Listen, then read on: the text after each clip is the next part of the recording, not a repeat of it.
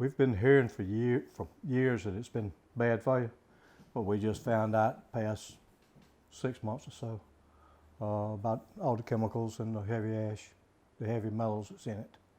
A lot of people stopped drinking water years ago. I've had colon cancer. I fought it 4 years ago. My wife's had breast cancer.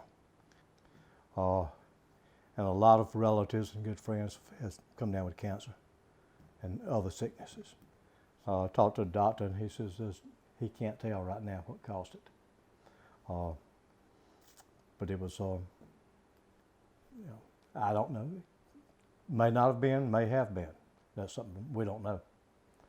So it's one of the symptoms of some of these heavy metals is colon cancer. There's been a lot of people that's coming in with colon cancer, more so than in the normal area. They had to do surgery on me and cut out half of my colon. I stayed in hospital for 14 days. Took a long time to recover from it. But right now I'm doing good, as far as I know. Next year would be the 5-year mark, and they say that tells the tale. We know from the results that's come in for the east and west, up and down the road, they've all came in positive, and me sitting right in the middle, I have no doubt that mine's going to do the same thing. So we're just waiting to see how high the levels is. We know it's in there. I believe it should be excavated, lined. If they do line it and excavate it, that would probably take 8 or 10 years.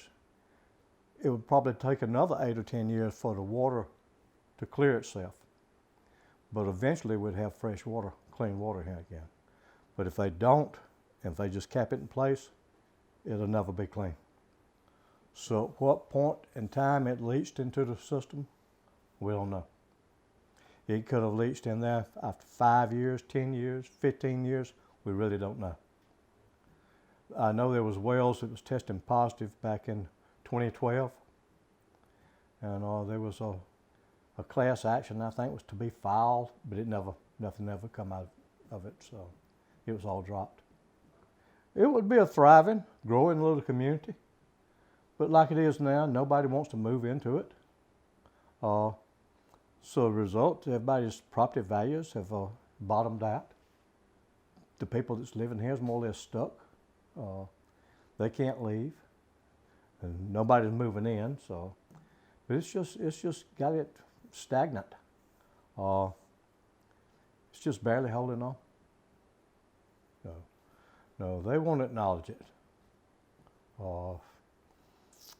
They know it. They have their own tests. They know. People that works there knows it. They've been knowing it for years. But they won't acknowledge it. I think they should hold themselves accountable. And really, I don't care who pays for it, whether they pay for it, the ratepayers, or who pays for it. But somebody, they should be accountable. People's livelihoods, people's lives affected, everything is.